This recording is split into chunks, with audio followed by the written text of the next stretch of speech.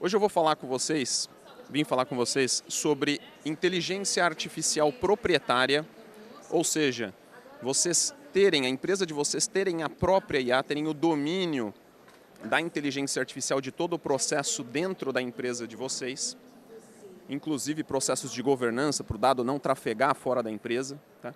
E personalizada. Personalizada para a IA entender o que a empresa de vocês realmente faz no detalhe e conseguir também entender o cliente no one-on-one, tá? Na interface com ele, a necessidade real, a necessidade do ser que está interfaceando a sua empresa. Tá? Então, a customização para o cliente final. Então, nós vamos focar nessas duas características. Tá? Esse é o nosso objetivo. Tá? E para quê? Para escalar 3 coisas. Vendas, a experiência do usuário e também a governança. Tá? Então, não adianta nada você ter IA se você não governa todo o processo. Tá? E esse é um dos grandes riscos que nós temos hoje em dia. Tá? Vamos lá. Deixa eu ver. Passou. Tá bom. Deixa eu me apresentar. Meu nome é Rodrigo Tonheri. Eu sou Staff Machine Learning Engineer. Trabalho com IA já há muito tempo, antes de ser moda. Tenho um PhD em Inteligência Artificial. E hoje eu sou professor da Fundação Getúlio Vargas, sou consultor do IBRE, da GV. O IBRE, para quem não sabe, é o Instituto Brasileiro de Economia, que fornece os principais índices macroeconômicos, análises macroeconômicas do Brasil. Eu sou cofundador da Findox, Inteligência Financeira. Talvez muitos de vocês conheçam a Findox do Instagram.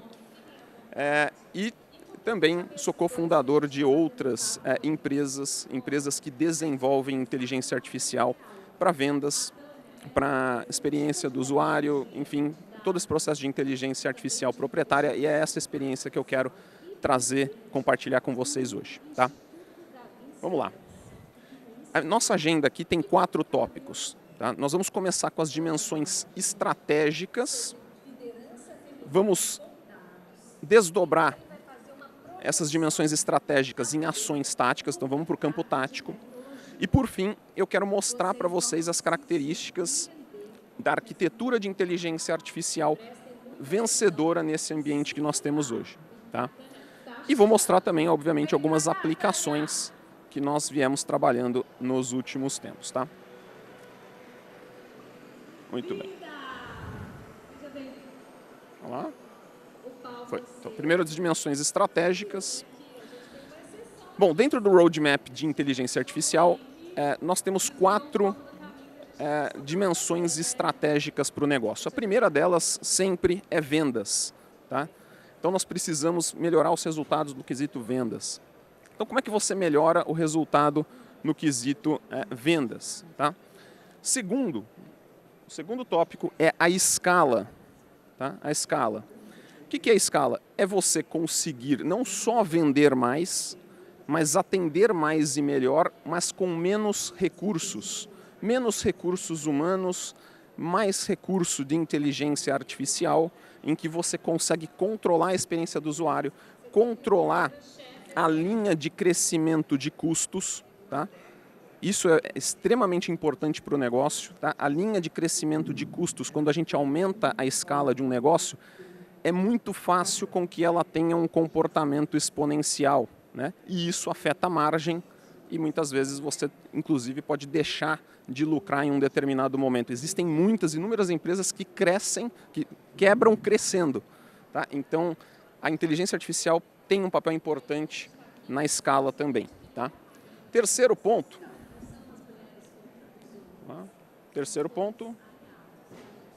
Ali. User Experience e relacionamento. Então, nós aproveitarmos também esta oportunidade para conseguir realmente entender o âmago na necessidade do nosso cliente. Tá? Muito bem. As 3 primeiras dimensões estratégicas são dimensões estratégicas de oportunidade. São oportunidades que estão na mesa, que as empresas podem aproveitar, ou seja, criar algum diferencial. A quarta dimensão é a governança. E a governança é uma ameaça. Tá? É uma dimensão de ameaça. Tá? Justamente porque o que acontece é o seguinte, quando a gente usa a inteligência artificial, as principais players, criadores de inteligência artificial, o que nós estamos fazendo é com que o conhecimento do negócio da empresa, a interação com o seu cliente, trafega fora da empresa. Vai lá para a OpenAI, vai lá para a Microsoft, vai lá para a Google, enriquece o conhecimento dessas empresas. Fora também a questão de LGPD, né? Porque dados que trafegam para fora da empresa, você sempre cria, você tem uma porta de entrada, uma porta de saída dos dados da sua empresa. Tá? Muito bem, então essas são as 4 dimensões estratégicas, eu só vou falar um pouquinho mais da dimensão da escala, que é isso que eu estou mostrando para vocês no gráfico aí. A empresa da esquerda é uma empresa que o custo, que é a linha amarela, cresce de forma exponencial. Quando você cresce o custo utilizando processos errados ou processos que envolvem muito o ser humano, né, a escala em ser humano, a tendência é que você consiga, ou mesmo com inteligência artificial, com Big Data, etc., se você seta errado, o teu custo cresce de maneira exponencial. Tá? E isso afeta o lucro, né? Aquela barriguinha azul que vocês estão vendo é o lucro da empresa. Chega um determinado momento que a curva de custo ultrapassa a curva de receita e você quebra crescendo. Então, naquele momento que o mercado se abre para a sua empresa, né, você fala, meu, agora eu vou me consagrar. Né? Chegou o meu momento, é o momento que você quebra. Tá? E a empresa da direita é aquela empresa que linearizou a curva de custo. Tá? Então, depois do break-even, a boca do jacaré só cresce. Tá? Essa é a ideia. Tá? Muito bem. Então vamos agora para as ações táticas. Vamos para o campo tático. Como é que isso daí se traduz em ações? A primeira delas, são 3. Tá? É a especialização da inteligência artificial no negócio da empresa.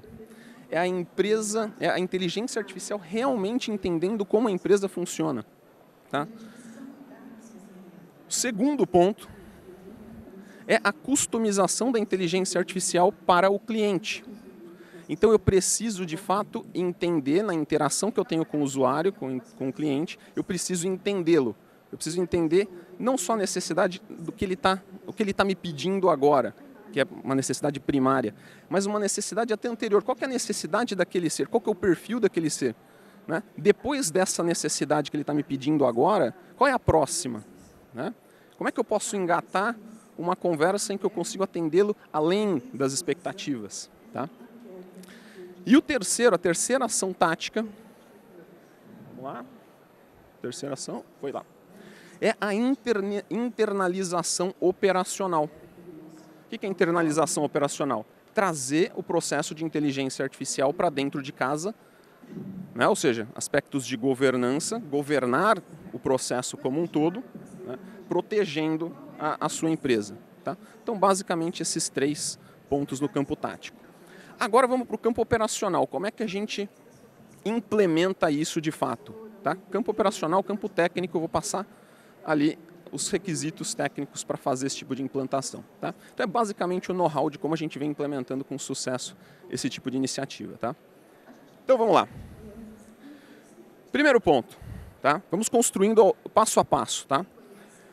Os Large Language Models, ou seja, esses modelos de linguagem gigantes que nós conhecemos, ChatGPT e afins, eles puros podem ser considerados burros. Tá? Talvez seja uma palavra forte, mas, de fato, eles não raciocinam.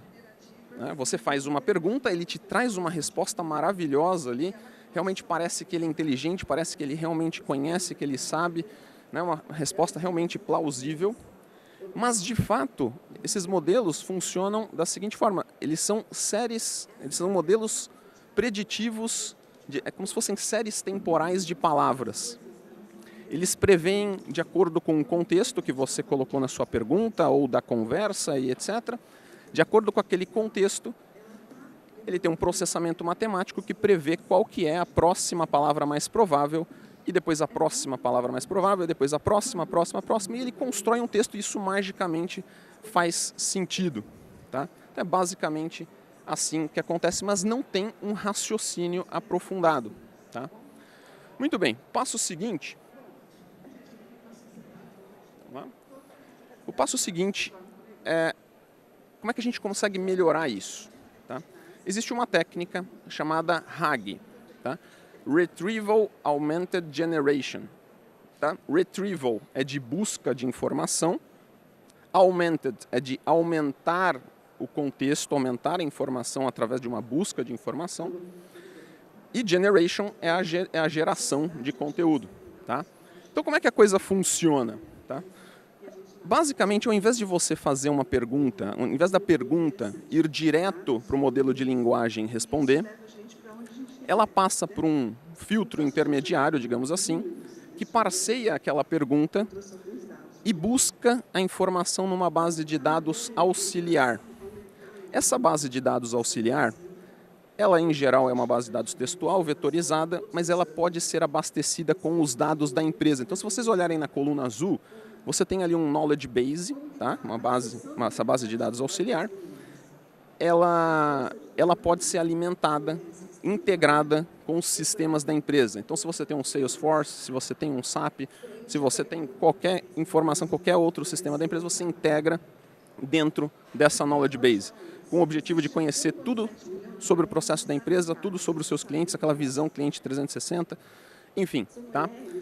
E você pode, inclusive, fazer um data augmentation, ou seja, aumentar o contexto daqueles de conhecimentos necessários, utilizando APIs de inteligências artificiais externas, como Gemini e OpenAI. Tá? É isso. A parte do Augmented, né, é que quando você recupera essa informação que tem a ver com o teu negócio, com a pergunta do usuário, a pergunta original é agregada dessa pesquisa, tá?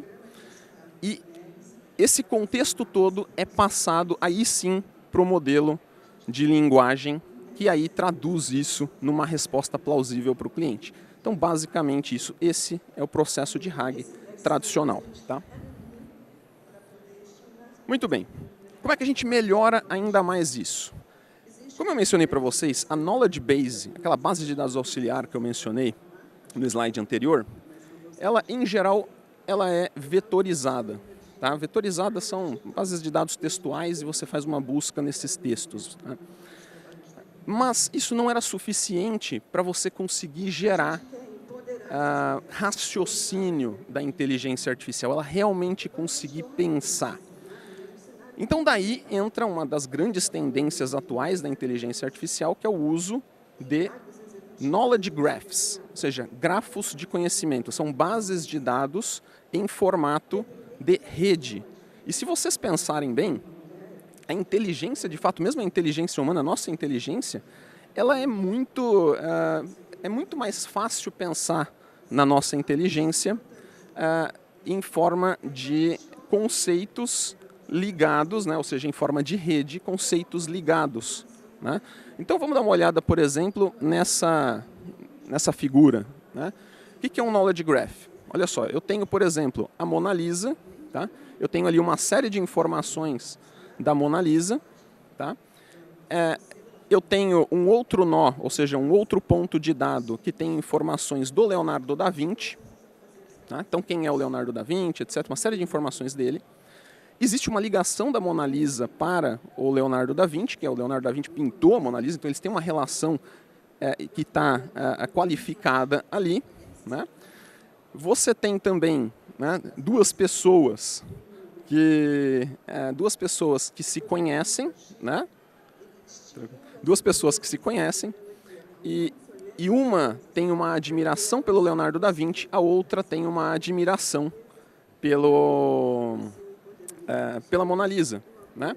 E veja só, eventualmente eu posso usar essa base de conhecimento estruturada para montar raciocínio. Por exemplo, se eu tiver um Tinder, tá? Eu tenho uma empresa que funciona como um Tinder, eu posso eventualmente perceber, pelo grau de centralidade, pelo grau de proximidade dentro do grafo entre essas duas pessoas, entender que elas têm muitos interesses em comum e dar um match. Deu um match entre essas duas pessoas. E eu posso falar, poxa, então legal, então vocês vão ter um encontro. E eu posso, inclusive, sugerir qual que é o papo quebra-gelo. Né? Então, olha, vocês podem começar falando sobre artes. Vai falar sobre o Leonardo da Vinci, falar sobre... E aí começa o papo ali. Tá? Então, é esse tipo de raciocínio. Você tem conceitos e a precedência entre esses conceitos forma um raciocínio. Então, você ajuda a inteligência artificial a pensar, trazendo informações estruturadas em forma de grafo. Tá? Muito bem. Vamos passar para o próximo. Agora eu estou sem meu auxílio da TV aqui, eu vou olhar aqui, tá bom? Muito bem. Vejam agora que eu tenho basicamente a mesma figura de antes, só que agora a base de dados auxiliar, né, que nós temos ali, ela não é mais um banco de dados vetorizado, ela é um grafo, tá? É um banco de dados de grafo, esses de rede, tá? E isso aumenta absurdamente o potencial de conhecimento e raciocínio, organização da informação e raciocínio da inteligência artificial, e nós chamamos essa estrutura aqui de Graph Based RAG, né? Ou seja, um grafo, um RAG baseado em grafo, tá? Vamos lá, próximo passo, porque tem mais, tem vários passos para a gente chegar lá. Vamos lá. Ok, o próximo passo é o próprio modelo de linguagem com raciocínio. Eu não sei se vocês já tiveram a oportunidade de utilizar dentro do escopo, dentro do ecossistema da OpenAI, o O1 e o O3, que são modelos de raciocínio. Então, dentro do modelo de linguagem, ele constrói passo a passo, tá? Ele tem uma dinâmica de construção de passo a passo no raciocínio do próprio modelo de linguagem, e ele consegue raciocinar, ele consegue produzir, de fato, raciocínios. Então, isso aumenta ainda mais o potencial de pensamento, de inteligência da inteligência artificial que a gente está projetando. Tá? Então, os principais fornecedores, né, nesse caso de modelos pensantes, são os modelos O1 e O3 atualmente da OpenAI, tá? Mas nós temos também, por exemplo, o DeepSeek R1, o famoso DeepSeek aí que, né, fez um terremoto, né, no mercado de inteligência artificial. O R1 ele tem um desempenho comparável ao O1, ali já flertando com o O3. Tá? Com a diferença que, né, o DeepSeek ele é open source. Tá? Então, existe essa vantagem no DeepSeek. Tá? Então vamos lá. Então, mais um passo. O próximo passo aqui é o seguinte. Nós vamos começar a trabalhar ali, tá vendo? Ali onde tem um quadradinho rosa, né? É onde eu mostro quais são os modelos de linguagem que a gente efetivamente pode utilizar dentro da empresa. E ali eu coloquei as diversas opções de mercado. Tem os modelos da OpenAI, tem os modelos do Google, do Gemini, né? Você tem também modelos da DeepSeek, o Llama da Microsoft, do Facebook, né, da Meta. Tá? E aí qual que é a grande diferença, pessoal? Quando você usa os modelos da OpenAI e da Google, fatalmente os seus dados vão passar pelos servidores e pelo conhecimento dessas empresas, desses vendors externos. Tá? E não é bem isso que a gente quer. Quais são as alternativas? Os modelos open source. E nós temos disponíveis modelos open source poderosos. Tá? O Llama da Meta, você consegue baixar o modelo inteiro. Tá? Você tem o modelo inteiro à sua disposição. Tá? E ele é muito bom. Tá? Ah, mas o GPT-4, 4.5, o O1, o O3 da OpenAI é melhor? É. Mas é muito bom. Né? É marginal, né, a vantagem que você tem. E o DeepSeek R1, ou mesmo o DeepSeek V3, são também muito bons. Tá? Então você tem eles à disposição e o DeepSeek R1 tem também a possibilidade de raciocínio. Então são modelos open source, você baixa o modelo inteiro, você pode utilizar ele completo, 670 bilhões de parâmetros se você tiver servidor para isso, mas você tem os modelos destilados, que são os mesmos modelos, digamos assim, só que com menos parâmetros, um pouco menos precisos. Então 8 bilhões, 16 bilhões de parâmetros, que cabe num notebook, inclusive. Tá? Ah, mas eu vou perder algum nível de qualidade nas respostas por utilizar modelos destilados? Na prática, não. Não se você utilizar o Knowledge Graph. Se você utilizar aquele banco de dados de grafo, que traz todo o raciocínio ali dentro, customizado para a sua empresa. Você não perde o raciocínio, né, por utilizar um modelo destilado. E o resultado é fantástico, é perfeito. Tá? Então, é esse grande insight que nós temos para trazer para vocês. Tá? Então, você pode sim utilizar modelos destilados, modelos open source na ponta com resultado muito bom. Tá? Vamos lá, próximo passo aqui. Bom, nós temos também o fine tuning, tá? Digamos assim, a cereja do bolo. O que é o fine tuning? Eu pego os arquivos da empresa, os arquivos textuais, né? As políticas de atuação com o cliente e tudo mais, e treino a camada final desses modelos, né? As camadas finais desses modelos, para que a inteligência artificial fale o idioma da empresa, fale a linguagem do cliente final, né? Consiga se comunicar do jeito mais humano e do jeito mais com a maior identidade com a tua empresa e com o cliente final. Tá? Então isso você garante uma customização, um nível final ali de customização. Tá? Muito bem. Tá? De uma maneira geral, essa é a abordagem. Tá? E agora eu vou falar de alguns exemplos de aplicação. Tá? O primeiro deles foi feito lá no FGV IBRE, que é o Instituto Brasileiro de Economia, da GV. E basicamente, pessoal, a GV nunca teve dificuldade nenhuma de vender os seus índices. Justamente porque falou de economia, falou de Fundação Getúlio Vargas, principalmente economia brasileira. Né? Então as instituições financeiras, os governos sempre compraram os índices da GV. Só que de uns tempos para cá, começou uma conversa lá dentro, no sentido de que, poxa, a Fundação Getúlio Vargas está aqui para ajudar a economia como um todo, o mercado como um todo. E tem uma série de setores e segmentos que não têm o conhecimento de o quanto que um índice econômico pode ajudar no funcionamento daquela empresa. Né? Não tem esse conhecimento. E aí acaba não comprando. Tá? Acaba não tendo ali o consumo. Então a GV resolveu fazer o seguinte: como é que eu faço? A pergunta é, como é que eu faço para desenvolver uma maneira de abordar os clientes, conscientizar os clientes de cada setor, de cada segmento e mostrar para eles, falando do negócio deles, né, qual é a influência da economia no negócio deles e quais são os índices macroeconômicos que influenciam o negócio dele e qual tipo de análise ele pode rodar. Tá? Muito bem, então o que nós fizemos para resolver esse problema?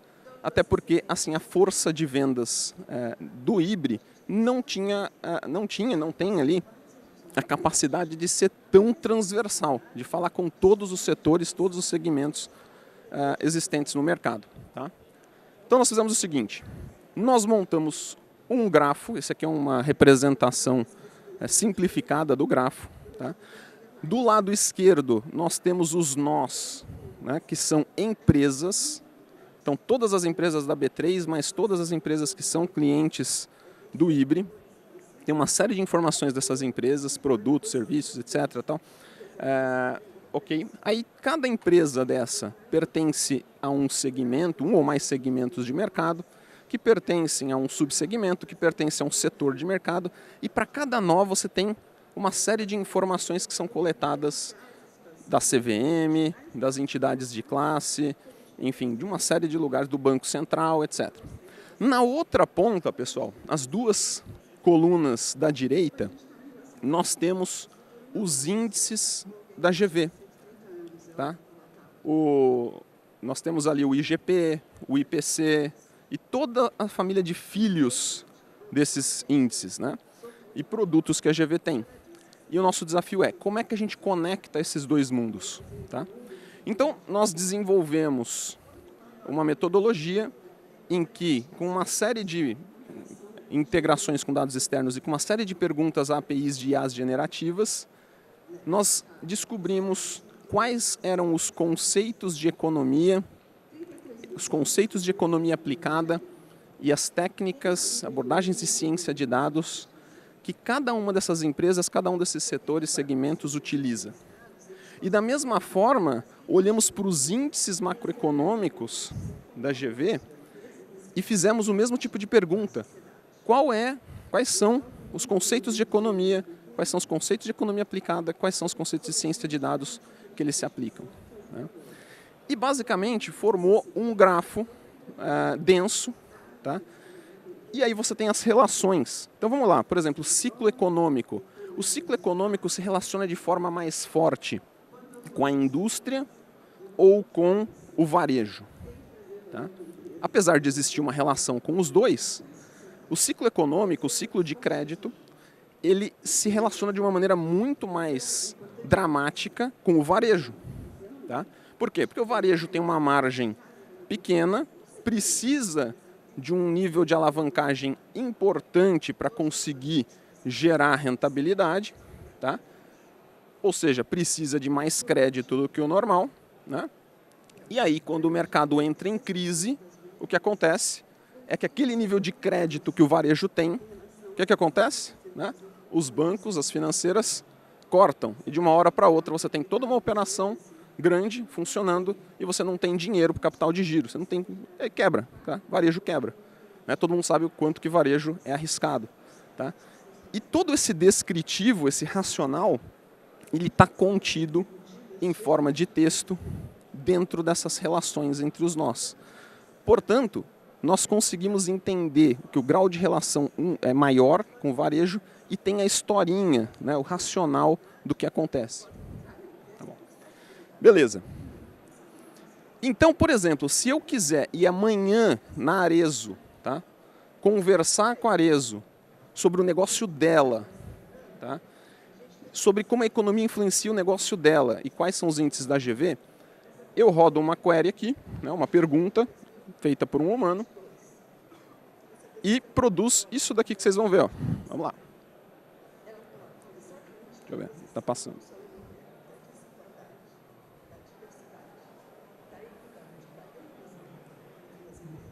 Foi. Então, roda um subgrafo. Esse subgrafo contém exatamente a linha de raciocínio que eu mencionei para vocês aqui. E com esta informação é gerado um relatório que fala, olha, o que é Arezzo, quais são os negócios da Arezzo, como é que está o resultado da Arezzo, que momento que eles estão vivendo, quais os elementos de economia que estão influenciando o negócio da Arezzo, não é? E aí nós temos o nosso relatório já indicando quais índices ela deveria consumir. Então, se eu ler agora em 20 minutos, né, esse relatório, eu consigo conversar com um gerente, com um diretor da Arezzo sobre o negócio dela. Tá? Então, esse é o poder para vendas. Tá? Vamos lá, seguindo. Outra aplicação. Nós pegamos essa rede aqui baseada em economia, né, ligando os aspectos da economia e das empresas, para fazer um modelo de influência econômica. Tá? Então, por exemplo, se eu tenho um choque na taxa Selic de 1%, 1,5%, etc., tal, como é que ela se desdobra e qual é o racional que ela se desdobra com os outros elementos da economia e nos vários setores e segmentos de mercado. Tá? Ou seja, nós criamos features importantes para predição econômica e para predição também do desempenho das empresas mediante movimentos macroeconômicos e movimentos políticos também. Tá? E aí isso foi utilizado no IBRE e na Findox. Foi um desenvolvimento conjunto. Tá? Vamos lá, próximo. Opa, passou dois. Volta. Foi, voltou. Beleza. Bom, outra aplicação. Atendimento 24 horas, 100% personalizado, né? Consulta de status, venda customizada. Então, é basicamente, isso nós estamos fazendo implantação em clientes da IA proprietária. Então, faz as integrações com os bancos de dados do cliente, tem um knowledge base no cliente, tem ali a instalação, ali, o pipeline, o modelo de linguagem, e aí você coloca isso para funcionar como atendimento em chat. Então, nós temos o cliente que fez essa instalação ainda é confidencial, mas basicamente nós temos o atendimento que era feito em até 2 horas passou a ser feito instantaneamente.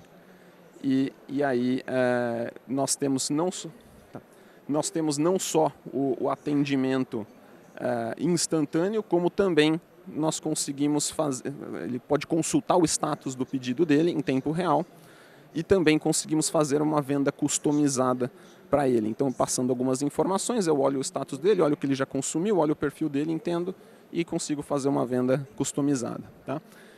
Próxima aplicação, uma plataforma de educação da própria Findocs. Imagina que nós temos ali cerca de 400 horas de conteúdo, né? Então, quando alguém entra na plataforma... Não tá? Opa. Foi? Eu estou olhando ali. Tá diferente? Volta um, então. Volta. Aí, voltou. Então, por exemplo, na Findocs, ali não foi?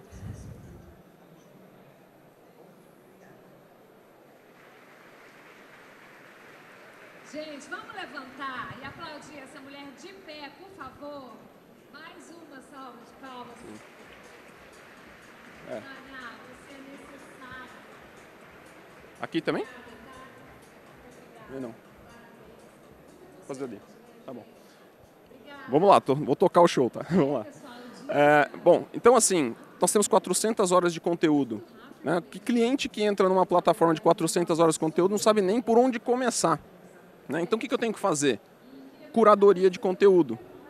Então, com meia dúzia de perguntas, isso aí não está implementado, vai estar implementado logo mais, tá? Com meia dúzia de perguntas, eu entendo o que esse cliente já sabe, o que ele conhece, qual que é o ponto A onde ele está. Com mais meia dúzia de perguntas, eu entendo onde ele quer chegar. Então, eu tenho o ponto A e eu tenho o ponto B. E aí, a sequência de conteúdos são basicamente nós desse Knowledge Graph. Porque um conceito, um conteúdo leva ao outro, que leva ao outro, que leva ao outro, e eu consigo, de uma certa forma, montar qual que é o caminho mínimo que ele deve ter. Então, ao invés de consumir 400 horas, ele consome 10 e chega no objetivo dele para aquele momento. Tá? Legal, mais uma aplicação. Aí, mais acessos. Então, uma empresa que nós desenvolvemos, a Mais Acessos funciona para geração de leads para um determinado mercado. Então, quando nós temos um cliente de um determinado mercado, nós construímos aquele Knowledge Graph em cima do conhecimento do cliente e em cima também de tudo aquilo que a gente consegue pesquisar sobre aquele mercado. E aí começamos a construir páginas, né, por inteligência artificial e essas páginas são ranqueadas no Google e começam a adquirir os leads. Né, e esses leads são repassados ao cliente. Então nós temos tanto estratégia assim de montar um gerador de leads para um setor, um segmento, e aí nós vamos atrás das empresas que querem os leads daquele mercado, como também, eventualmente, fazemos, né, contratos de exclusividade. Uma empresa fala, não, eu quero que você faça uma exclusiva para mim dentro de casa, tal, então a gente vai lá e faz. Né? Então, aí fica para um setor, segmento, ali fica exclusivo para uma determinada empresa. Tá? Então, geração de leads também aumenta de vendas, dá para fazer com isso também. Então, vocês podem perceber que o número de aplicações é enorme. Tá? Então, você pode fazer absolutamente, não digo absolutamente tudo, mas muito daquilo que importa para os resultados das empresas hoje em dia. Tá? Muito bem, vamos lá. Tá, só para a gente finalizar aqui e abrir para perguntas, um wrap-up. Mais uma. Muito bem. Então, aqui eu tenho um quadro que mostra exatamente a relação daquelas 4 dimensões estratégicas para com as 3 ações táticas, para com, se eu não me engano, 8 pontos de implementação técnica de uma solução. Tá? E se eu puder deixar um último recado, é o seguinte, vocês viram o efeito DeepSeek no mercado. O efeito DeepSeek não é a China assustando o mercado de tecnologia americano. Né? Pode ser, tudo bem, pode ser também, né? É um sinal. Né? Mas o mercado americano...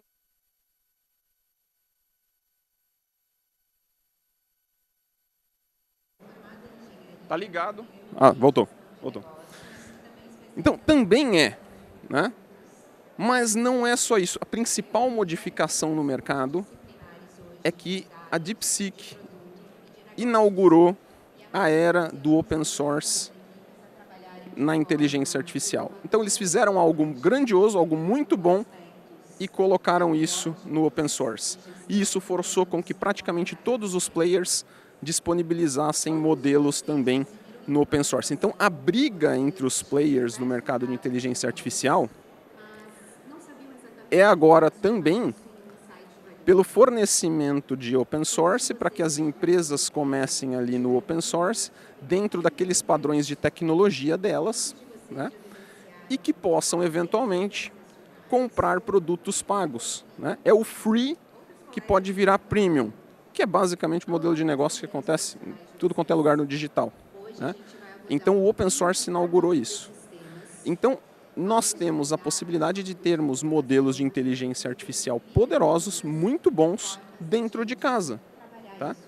E mesmo que você não tenha uma capacidade computacional gigante, para ter ali a super RTX ali da NVIDIA, você tem os modelos destilados. E se você trabalhar com knowledge base, você precisa de muito pouco,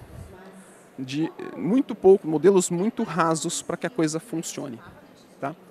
Então é isso, pessoal. Esse é o meu recado geral, tá? E aí eu abro para perguntas, pausa um pouquinho? Não? Não tem perguntas.